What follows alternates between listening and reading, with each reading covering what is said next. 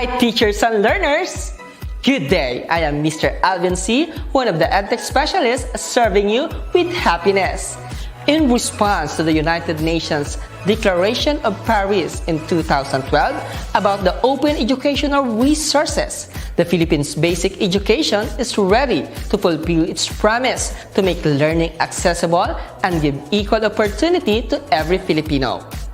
This is the birth of the DepEd Commons to bridge the gaps of having adequate available resources with the aid of ICT equipment and infrastructure.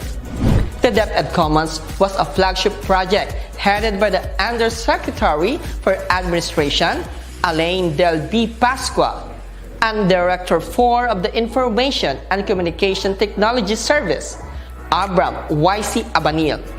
DepEd Commons serves as an online education delivery platform of the department where learning resources, online review materials, and open educational resources or OERs made by educators are available, easily accessed, and where resources can be modified without having to reprint when such materials necessitate revisions or improvement.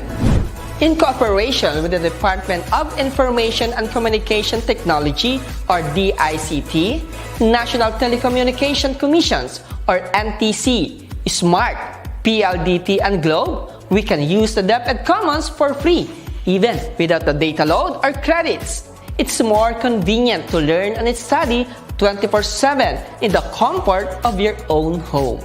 The interface of the system is simple and yet very direct to immediately show the needed materials, which can be downloaded or viewed via a browser. Continuous enhancement and development were catered to showcase the abrupt needs of the end users. With the demands of technology in education, the DepEd Commons became top 4 as the most trending search in Google in year 2020. Aside from that, DepEd Commons ranked number 1 in the most searched topic under the education category in our country in the same year. The DepEd Commons has a total number of 15,190,182 unique users since it was first launched in March 2020. Today, you will see thousands of learning resources in the system to support the blended learning modalities of the department. In addition, the bright future of DepEd Commons will continuously shine as we embark and empower the public school teachers in creating world-class teaching and learning resources such as electronic books or e-books, digital magazine and worksheets, interactive online games, self-developed Android applications, instructional and tutorial video contents, and other emerging technology tools. As a support system in the online modalities, the use of learning management system is taking into shape. The DepEd LMS is an e-learning platform initiated by the ICTS to help and support the teaching and learning process in the controlled online environment. It was created to work concertedly with the DepEd Commons. Amongst the advantages of using the DepEd LMS are as follows. First, it is cost-effective. The courseware allows participants to access it in their own free time and reduces travel expenses, accommodation costs, and professional fees. Learning while watching the instructional aided materials enhances the soft skills of participants by doing the hands-on activity as requirement. In addition, a digital certificate with QR security code is automatically rewarded to a participant once a certain course is accomplished and completed. Second, consistency of training. The delivery and mastery of competencies is consistent since it is centralized, well-organized, and easy to navigate. It delivers a learning curve to all students by supplying a single source for content, course materials, and instruction with variation of activities that will enhance the skills of end users. Third, it easily tracks learners' progress and performance. It has the capability to allow DepEd to easily generate and consolidate training reports in overall perspective. By utilizing the e-learning courses or online trainings, trainers can easily track goals progress, knowledge gains, and determine who have completed the course or who needs assistance and help. The Department of Education internally developed an in-house learning management system, namely the Professional Development LMS or PDLMS, used for professional growth and capacity building for teacher and non-teaching personnel, which is not limited to public school teachers. It is also available to private school teachers and even college or university professors. On the other hand, the DepEd Regional LMS or DLMS is intended exclusively for public school teachers and students within their regions and divisions to support the blended learning modalities in delivering quality instruction. To learn more and have a feel of ease in using this innovative system, kindly visit commons.deped.gov.ph for DepEd Commons, trainings.deped.gov.ph for DepEd PD LMS, and lms.deped.gov.ph for DepEd Regional LMS. We will continue to innovate and transform the Philippine basic education in its target glory. Para sa bata, para sa bayan, para sa guro. Sulong edukalidad.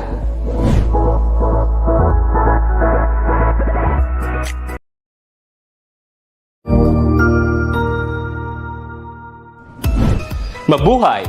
Isang mapagpalang araw sa ating lahat. Ako ang inyong lingkod, Tutor Madge. Welcome sa ating ETULay, ang ating libreng online tutorial na hatid ng ating kagawaran ng edukasyon, ICTS EdTech. Ang programang ito ay inaasahang makatutulong at maging karagdagang kaalaman sa mga mag-aaral mula kinder hanggang senior high school, ALS, Alive, at SPED learners. Bukod sa pagsagot ng mga modules, ang ETULay ay may mga special programs din na siguradong aabangan ninyo araw-araw. Katuwang ang ating mga minamahal na mga magulang at guro ay maitutulay natin ang pagkatuto. Kaya, ihanda na ang inyong module, lapis, papel o kwaderno. Ihanda rin ang isip, mata at tenga sa isa na namang makabuluhang aralin. Tayo nang matuto kasama ang inyong volunteer online tutor sa oras na ito.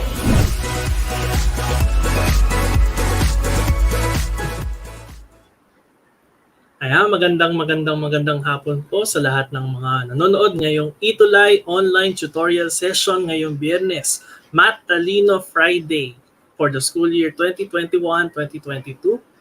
Ngayon po ako ulit ay inyong mga kasama for Mathematics 5 ngayon sa oras na ito.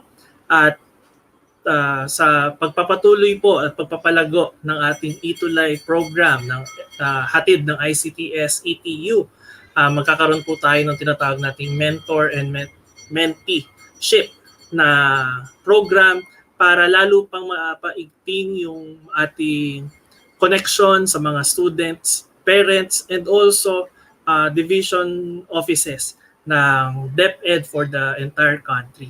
So ako po si Tutor Joshua from SDO Manila, ang gagabay po sa ating susunod na magiging mentor na din na si Tutor Jordan from SDO Mabalacat City.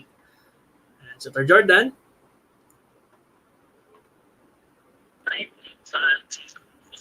A magnanimous afternoon sa ating mga matitipuno at matririkit na mga taga-subaybay. Ako nga pala ang magiging katuwang ni Tutor Joshua para sa Mathematics 5, #ETULay Level Up. Ako nga pala si Tutor Jordan mula sa SDO Mabalacat City, Pampanga. At alam kong excited na kayo, kaya sabay-sabay tayong makinig sa hinandang aralin ni Tutor Joshua.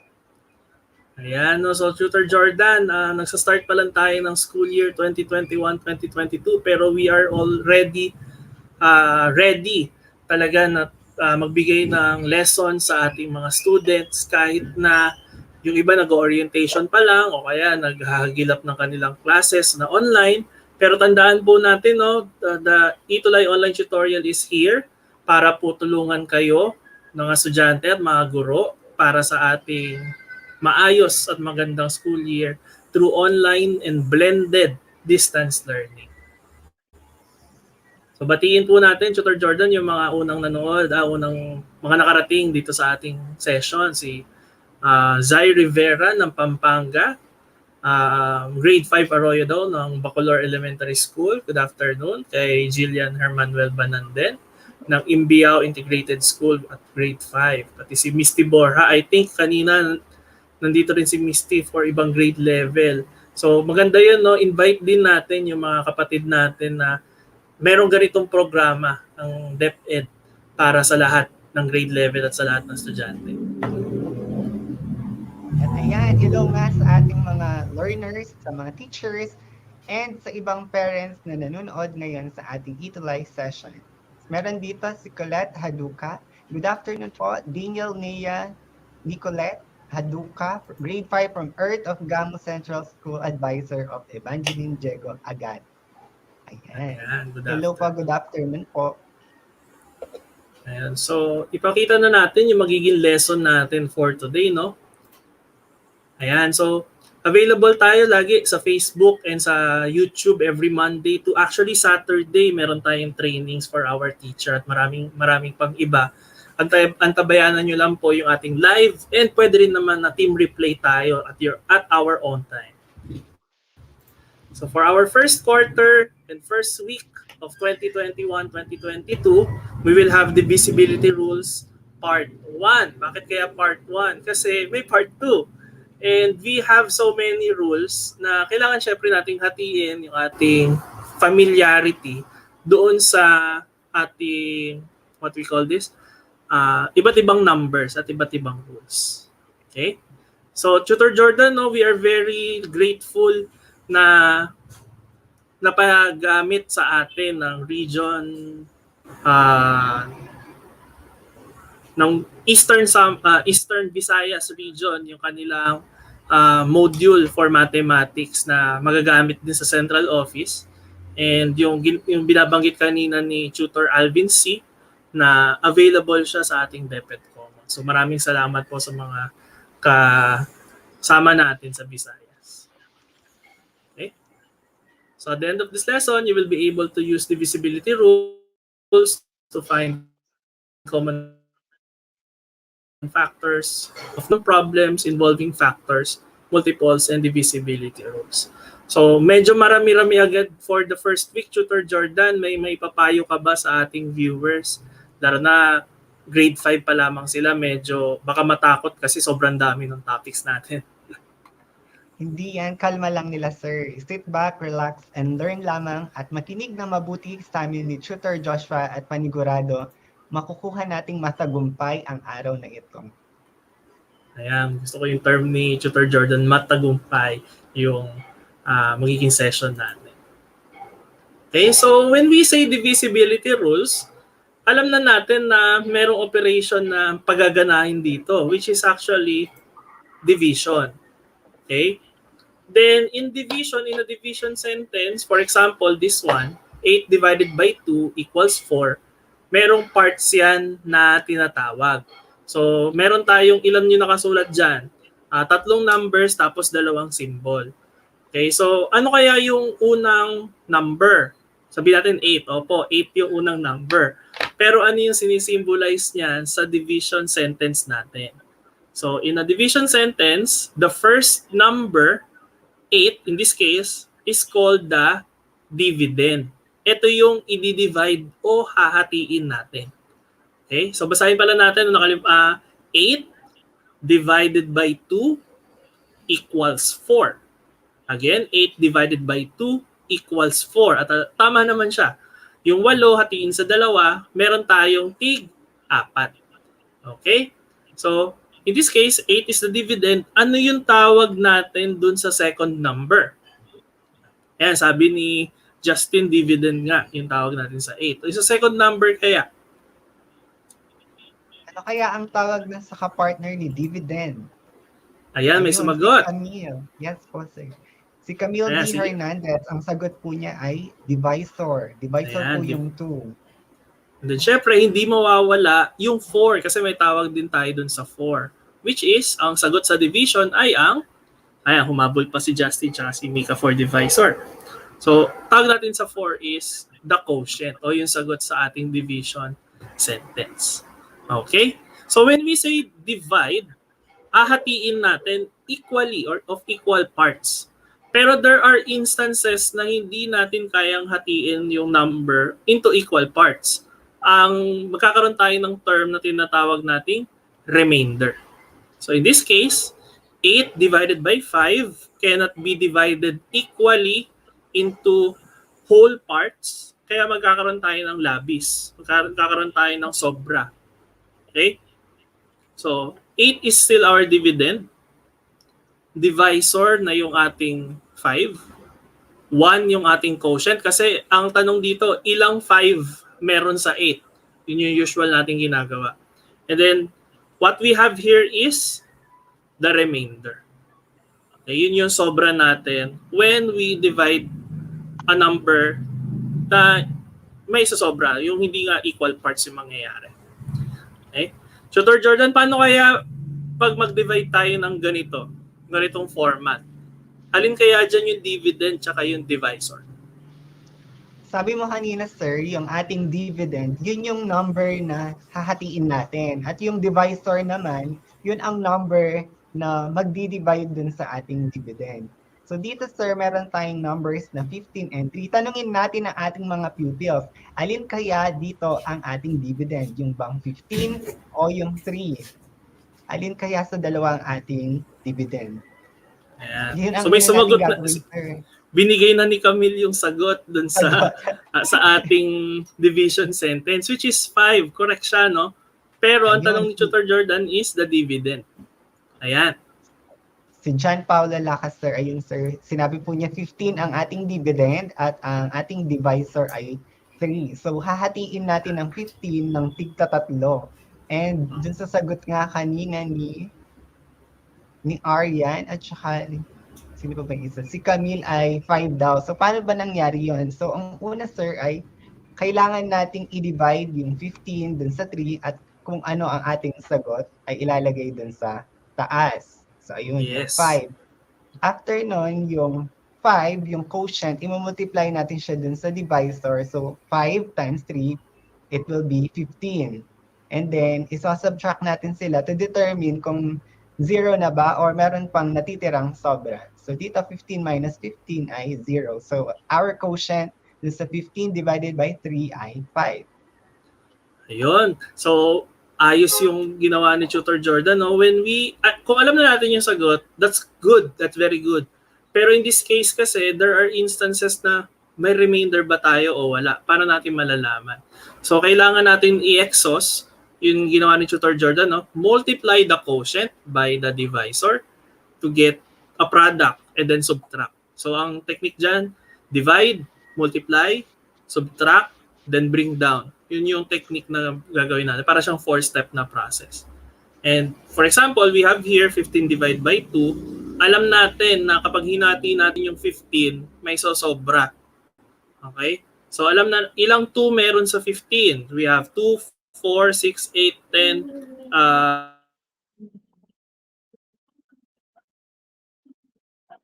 12, 14. So we only have 7. Okay? Then we will have 7 times 2, which is 14. Then subtract natin, that would be the remainder. Tandaan po natin sa quotient, ang kinukuha lang natin is the number of groups. Okay? Yung remainder, nakahiwalay pa siya. Kasi pag tinanong sa atin, what is the quotient in 15 divided by 2? 7 po yung magiging mangyari kasi may remainder pang isa. Okay, so tama ulit si Camille. May sabi ni Rafael Villegas, and so nakahabol naman sila Cyril and si Shaima Zen Gablines for the quotient. Magkahiwalay sila, quotient and remainder. Okay, so punta na tayo dun sa main topic natin for today, which is divisibility. And when we say divisibility, again, the operation is division. Kapag nagdi-divide daw tayo, a number is divisible by another number if there is no remainder. Okay? Sa Tagalog, ang number daw ay nahahati sa isa pang number o yung divisor natin kapag wala nang matitira kapag hinati. Again po, ang ginagamit nating set of numbers here are, in this case, whole numbers. Kasi mamaya may magsabi, no, Tutor Jordan, sa fraction, bakit naman po sa fraction, pag hinati yung fraction, fraction pa din. Wala nang remainder. So, the divisibility rule is defined for integers or for whole numbers. So, dito, in this case, 8 is divisible by 2 and 8 is not divisible by 5. Kasi may remainder siya. Ayan. So marami tayong divisibility rules na aralin. So let's start with a quick activity. So what number is 30 divisible to?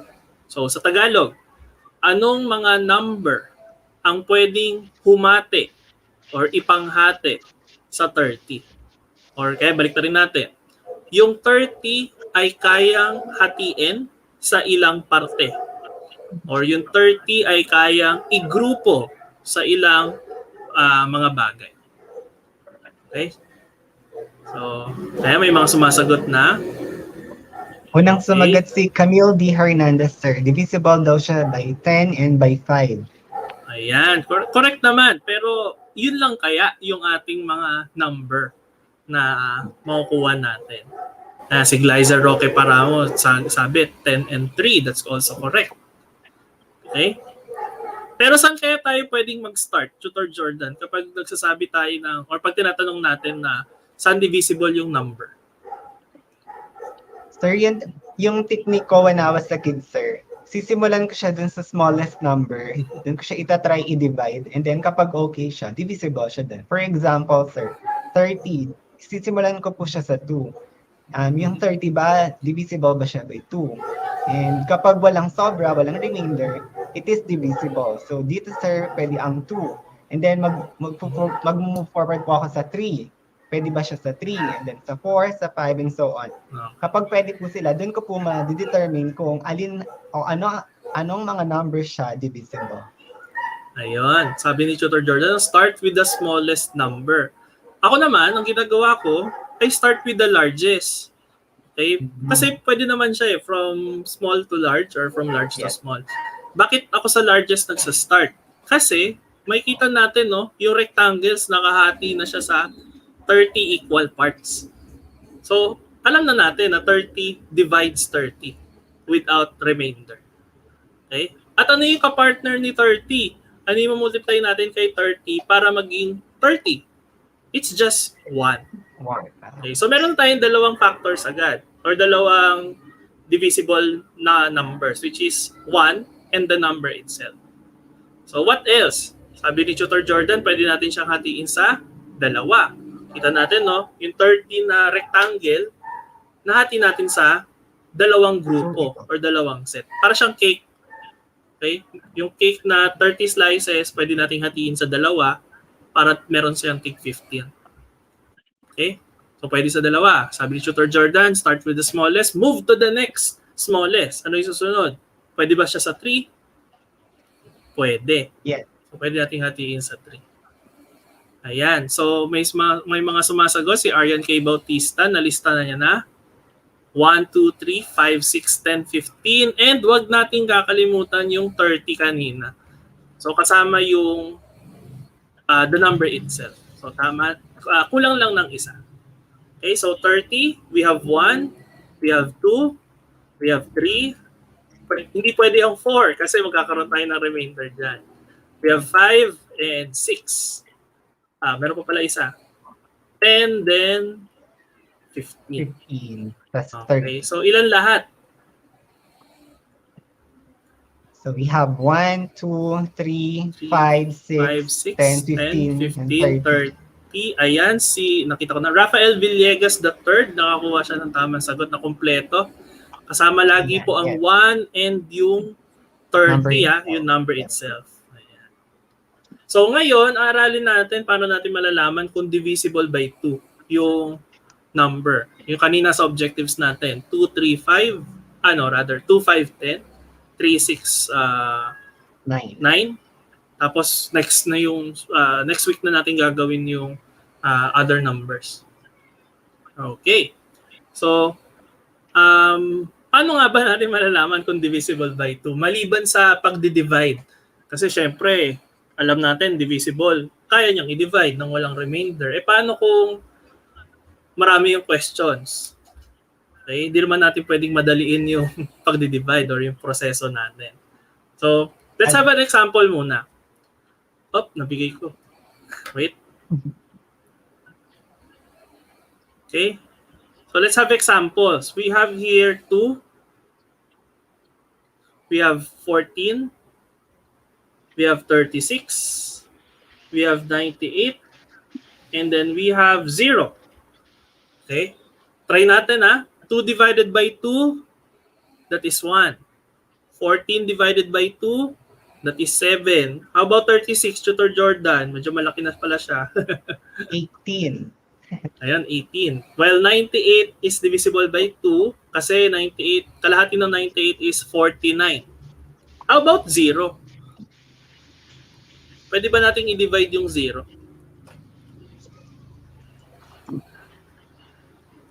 Tignan natin sa comment section kung mayroong makakasagot sa ng iyong tanong kung may i-divide ba daw natin ang 0 sa 2. Ayan. So imagine niyo no, meron tayong dalawang cake. Meron tayong isang cake, hinati natin sa dalawa, meron siyang isang piraso. Okay? Paano pag wala tayong cake? Tapos meron dalawang bata. Pamahati ba natin 'yon? So Actually, in essence, sir, may sumagot dito, sir. Okay. Ano yung sagot nila? 0 daw po. Si Lian Galang, 0 po, sabi niya. Ayan o, so 0 divided by 2, 0 divided by 2 is 0. Kasi di ba, yung wala, hatiin nyo ng dalawa, wala pa rin. Wala pa rin laman. Pero yung 2, or kay any number, 2 divided by 0, wala siyang sagot. Undefined yan. Kasi hindi naman tayo pwedeng maghati ng walang parte. Kaya nga hinahati Alam nating may parting hahatiin. So, ulit, 0 divided by 2 pwede, 2 divided by 0, hindi pwede. O ngayon, may pattern ba kayong nakita? Kasi ulit po, no? Pwede yung 2, pwede yung 14, 36, 98, tsaka 0. May pattern ba kayong nakita na bakit kaya siya divisible by 2? Yun, bakit daw kaya divisible by 2 yung mga numbers na 2, 14, 36, 98, and 0? Ano kaya yung palatandaan natin? Ayan. Good afternoon daw, watching from Camarindi Unit Elementary School. Ayan, marami tayong taga Camarin Elementary School talaga na nanonood ng ating ETULay session. So maraming salamat po sa inyong eskwelahan sa pagsubaybay sa amin. Sir, ayan, may sumagot. Po ang aming school head, sir. Nag-comment po ang aking school head dito. Hello po, Ma'am Evelyn D. Mercado from Gasdam Elementary School po. Happy watching, ma'am. Good afternoon po. Ayan, may sumagot. I think pwede nating ipalabas to sa screen, no? Highlight. Si Martin Angel Dave Nagum Preza. Ang sabi niya, numbers ending in even po ang basehan natin. So nakita natin, no? 2, 4, 6, ulit. 2, 4, yung last digit. 6, 8, tapos 0, single digit, kaya automatic, single last digit yun, ay even. So ayan. A number is divisible by 2 if it is even or when it ends in 2, 4, 6, 8, or 0. Kaya kasama si 0 doon sa divisible by 2. Okay? So very good tayo doon. Martin. Ayan. Tsaka si Shaina. Ayan, nakakuha rin ng correct answer.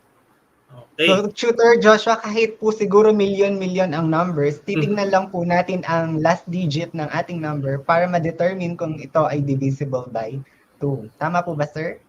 Yes, actually, tama yon, no? Kaya nagrupo natin yung 2, 5, and 10 kasi yun yung basehan natin, yung last digit. Okay? Okay. Yung ibang numbers or ibang divisibility rules, iba na yung proseso. Kaya baka mamaya kasi may magtanong bakit ang next question natin, when is a number divisible by 5? So yun na yung clue. There is something to do with the last digit. So tingnan natin yung examples natin. Okay? So we have here 10, 35, 70, 95, and 205. Okay, what do you think is the pattern? Ang clue, look at the last digit. Ano kaya ang pattern natin kung ang ating mga numbers, examples 10, 35, 70, 95, and 205? Ayun sir, may Ayan. nabasa na po ako. Sige sir, pakibanggit. Bilis. Si Martin Angel D. Gnagong Presa po ulit. Divisible by 5 ends with 5 or 0 po. And si Athena Cyril, the last number is 5 or 0 and it is divisible by 5. Sabi po niya. Ayun, ang galing ng kanilang observation skills, no? So, when the number ends in 5, automatic, divisible yan by 5. Kaya nga nagsiskip counting tayo, di ba? 5, 10, 15, 20, 25, and so on so forth. So, yun ang clue natin kapag divisible by 5. And a number is divisible by 10 kapag ends in 0. Ganun siya kasimple. 10, 20, 30, 40, and so on and so forth. Ano siya? Divisible by 10. Okay. So, paano kapag fraction? We do not take fractions here when we say divisibility rules. Nag-work kasi siya, yung divisibility rules for whole numbers. Okay? And actually integers. Pero grade 6 nyo na yun matututunan. Okay. So, ayun tayo sa 2, 5, 10. Sa last digit tayo titingin. How about 3? Ayan. So, meron tayong 3, 6, and 9. Okay? So, first example natin is 24. Ayan, 24. Okay. So, check nga natin, Tutor Jordan, 24 divided by 3. Ano kaya yung sagot? Yung sagot, sir, is 8. Is 8. Okay. How about 72? 72. It is 24, sir. 24. And then if we have, ano ito? 87. Ano kaya yung sagot pag divide natin siya by 3? 29. 29. Tama. So medyo mabilis tayo dun, no? Pero ang tinitignan kasi natin dito is divisible nga siya. The question is, paano natin malalaman in a simpler way? Okay? So ano kaya yung makikita nating pattern? So kanina sa 2, ang pattern natin sa 2, 5, 10, sir, ay yung last digit. Ngayon kaya mga kids, paano naman kaya ang ating pattern dito sa divisible by 3? Meron kayang makakapag-notice sa inyo? Ayan, may sumagot. Ang sabi ni Rafael, divisible by 3 daw pag ends with 3, 6, and 9. Kaya lang, However, pag tinry si natin yung 24, 19, hindi natin madidivide to by 3. Kasi prime May number sobrang yung isa. 19. So may sobrang isa, tama, Tutor Jordan. So hindi pwede si 19. Ano kaya yung pwede? Sir, So, ang dito, clue medyo natin- malapit na, sir, mayroon nag-comment po dito. Medyo malapit na ang sagot niyo. If the Ano sum po? of all digits of that number is divisible by 3, sir, sabi po niya. Si Martin Ayan, Angel very po good. po. Yes. Actually, sagot din siya ni Justin George Hensis. Okay? So, the answer is, kapag divisible by 3, yung sum ng digits nila. Okay? Check natin kung tama, no? So, add natin yung mga digits. 2 plus 4. 2 plus 4 is equal Ayan. to 6. Divisible ba si 6 by 3? So, yes. So, Yes. Tutor Jordan, kailangan talaga nila na yung multiplication table, kahit na hindi nila kabisado, familiar sila para makuha nila yung mabilis kahit man lang 1 to 10. O, di ba? Multiplication Yung ng math 1 to 10. automaticity nila, sir, dapat ma-enhance. Para at least pag tinanong, automatic alam ang sagot. Yes. Kasi nga, yung 72 kanina, malaking number na eh. So, paano natin malalaman kung divisible by 3? This is the technique. So, 7 plus 2, it is 9. Alam natin, 3, 6, 9. Okay. Okay siya. Okay. Itong 1, 1, 1, napakadali. 1 plus 1 plus 1, 3. 3. Alam Hindi na na tayo natin. pahihirapan, mabilis na lang. Pag-add lang Aha. natin ng mga digits at doon natin ma-determine if the number is divisible by 3. Yes. And how about 456? Try natin. 4 plus 5 plus 6. Kids kayo, 4 plus 5 plus 6. Ilan kaya ang ating sum? Ano kaya magiging sagot? Meron kayo makakasagot Yan. ng mabilis? Ayun, si Rafael Villegas III. 15. Sabi po, 15. Very good. And 15 is divisible by 3. 3. Actually, no, pwede pa nating i-exhaust to. 1 plus 5, Yes, 6. pwede pa, sir. And divisible pa rin siya by 3. Lalo na kung hindi kayo sure. Pero hanggat maaari nga, kabisado nyo or familiar kayo with multiplication table from 1 to 10. Malaking tulong siya. Okay? So let's try. Divisible kaya itong dalawang numbers na ito by 3. So 144 and 462. Okay? So the rule is we just add the digits. So 1 plus 4 plus 4. How about sa 462? This is 4 plus 6 plus 2. Okay? So yes or no lang naman siya. Is it divisible So for or not? 144, i-comment lang po kung divisible siya, i-comment ang yes. And kapag hindi siya divisible by 3, i-comment lang ang no. So ayun po, Ayan, sabi ni 144 is... Cyriel, yes daw dito sa 144. Bakit kaya?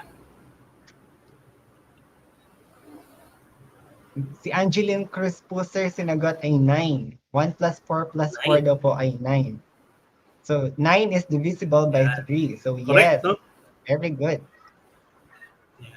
Ang bibilis ng comments. How about yung Very active 462 sila, kaya? sir. Si Yes. yes din daw, sir. And si Arce Riabel Divina Tanig, ang sagot po niyan doon sa 4 plus 6 plus 2 ay 12. Okay, so yes and yes. So makikita talaga natin, no? Pwede pa natin i-exhaust ito. 1 plus 2 is 3. Para sigurado tayo. Pero kung kabisado niyo na siya, walang kahirap-hirap ang pagsagot ng divisibility rules. Okay? So that's very it. good ang ating Next, mga matitipuno that is for at 3. maliliit. Yes, sir. Okay, that is for 3. How about 6? So we have examples here for divisibility by 6. Okay, so we have 24, 66, 90, 108, and 132. So it's still the same with divisibility by 3. Pero tandaan natin, no, kapag inad natin yung number, tulad nito, 2 plus 4, 2 plus 4 is 6. 6 plus 6 is 12. 9 plus 0 is 9. Okay, wait lang. Yung 6 divisible by 6. Yung 12 divisible by 6. Okay? Yung 9, hindi siya divisible by 6. So may ibang rule na kailangan nating i-consider for divisibility by 6. Okay? Si 108, ganun din. 1 plus 0 plus 8. That is 9. 1 plus 3 plus 2, that is 6. 6. Okay? Pero, this is still divisible by 6. Ano kaya yung missing rule natin para ma-ensure na tama yung divisibility na rule? Yes pa rin sa 90 at yes pa rin sa 108. May missing rule lang tayo. Okay? For divisibility by 6, dalawa yung i-consider natin. Bakit dalawa? Kasi si 6 ay equal sa 2 times 3. 3. Ayan. So dapat, divisible siya by 2, divisible And by din siya by 3. 3. Ayun sir, Yes. kinoment po yun ni Athena Cyril. If the number is even and it is divisible by 3, it can be divisible by 6. Ang galing ni Athena Cyril. Okay, very good naman si Athena, no? Napaka-kompleto ng kanyang sagot. So, dalawa yung i-consider natin for divisibility by 6. Titignan muna natin kung even. So, yung examples natin, lahat even. Even. Next, check natin kung divisible by 3. Ulit po, divisible by 3 and by 2. So, kahit na 9 ito, tama pa rin siya. Bakit? 9 divided by 3 is 3. So, pasok siya. Tapos even pa yung 90. So, ito rin pasok. Ulit po, last. Divisible by 2 and divisible by 3 is divisible by 6. Sabay na nangyayari yung divisibility. Okay? So, ganoon din dito. This is even. Tapos, 1 plus 4 plus 4 is equal to what do you call this? 9. 9. Even yung 144 pero divisible by 3 naman yung 9. So, 9. tama siya sa parehas. So, this is also yes. Karon din for 462, this is even. And then this is divisible by 3. So, yes pa din. Okay? How about the last divisibility rule for today? Okay, we have divisibility by 9. When is the number divisible by 9? Any one of Ito you na na yung alam special kaya rule ang natin. pattern? Yes. Na, opo, i-add lang ulit natin yung digits, no? 3 plus 6. That is 9. O lang. That is 9. 9 plus 9. That is 18. 1 plus 7. That is 9. Tapos 4 plus 9 plus 5. This is 18 also. Okay? Ano pong napansin ninyo sa sum ng ating what we call this? Sum ng ating digits. Okay? So sabi ni Martin Ayun. Angel, if the sum of the digits is divisible by 9. So ayan. So sa 9 lang tayo may special rule na specific divisible by 9. Tsaka sa 3. Sa 6, combination ng Divisibility rules of 2 2 and and ng 3. 3. Okay? Okay? And then if we have this one, kanina, no? 1 plus 4 plus 4, this is 9. And then 4 plus 6 plus 2, this is 12. Alin kaya dyan yung divisible by 9? 144 ba o 462?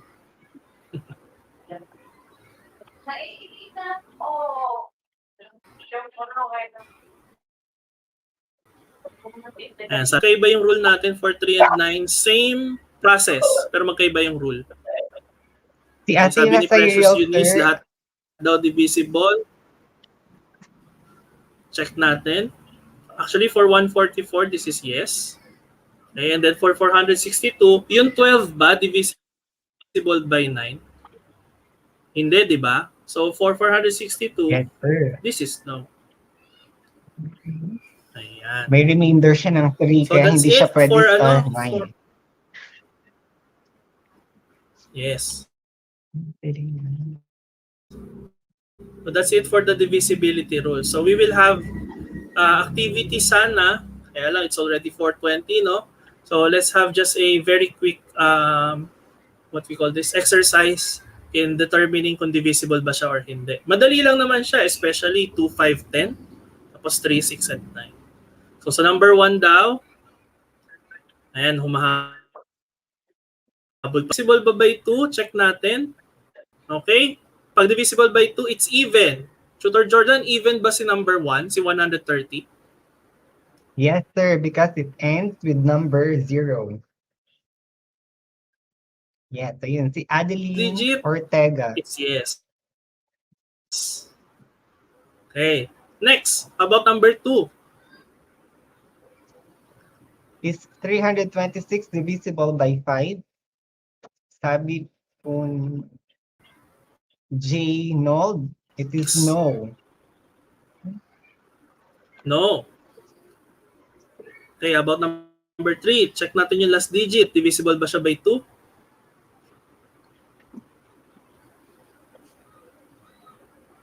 Yes, sabi ni Glyza Roque Paramo.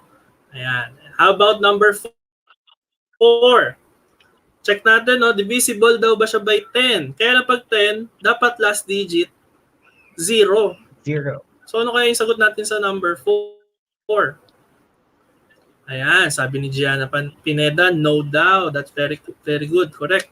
And last, number 5. Nakita ko na may sumagot kanino number 5, no? Si Colette Haduka, ayan. Yeah, her answer is yes. Okay?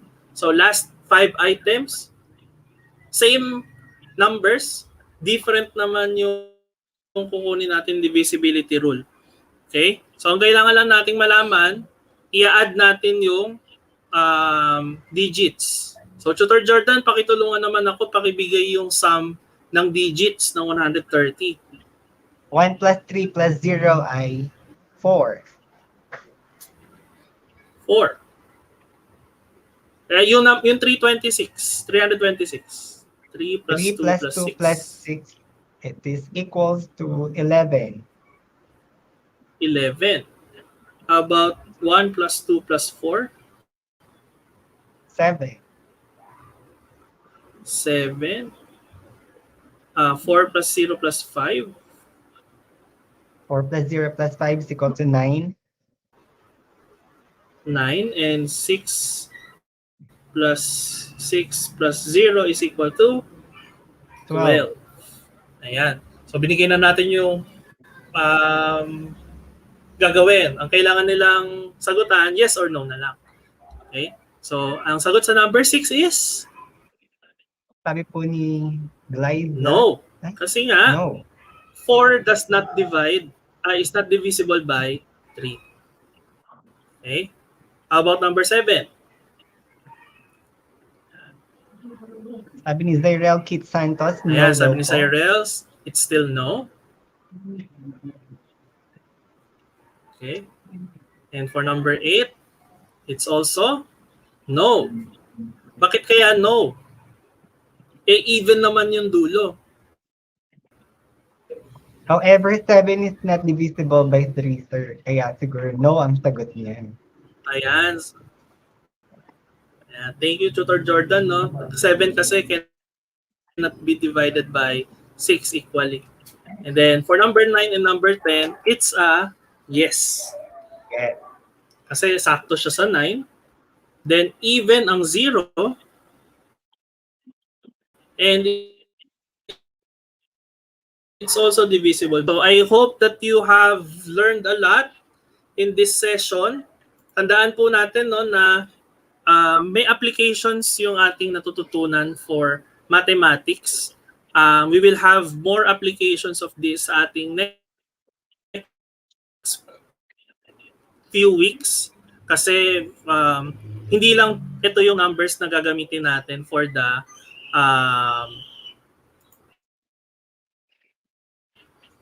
what we call this? For the number system. 6 pa lang yung nakukuha natin. And we still have, I think, 6 pa ulit. Kukunin natin yung 1 to 12. Ayan.